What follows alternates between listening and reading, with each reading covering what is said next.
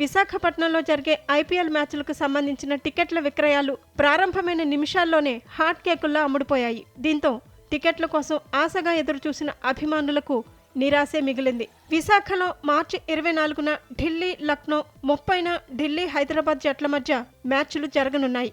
Delhi Lucknow match టికెట్ల విక్రయాలు శుక్రవారం సాయంత్రం 4 గంటలకు డిస్ట్రిక్ట్ యాప్లో ప్రారంభమయ్యాయి. అప్పటికే టికెట్ల కోసం వేలాది మంది అభిమానులు ఆన్లైన్లో వేచి చూస్తుండటంతో సేల్ ప్రారంభమైన నిమిషాల్లోనే 1000 టికెట్లు అమ్ముడైపోయాయి. ఢిల్లీ హైదరాబాద్ మ్యాచ్ టికెట్లు ఎప్పుడు విక్రయిస్తారన్న విషయాన్ని అధికారులు ఇంకా వెల్లడించలేదు. కాగా గత ఏడాది మార్చి 31న జరిగిన ఢిల్లీ చెన్నై మ్యాచ్కు కూడా ఇదే పరిస్థితి ఎదురైంది.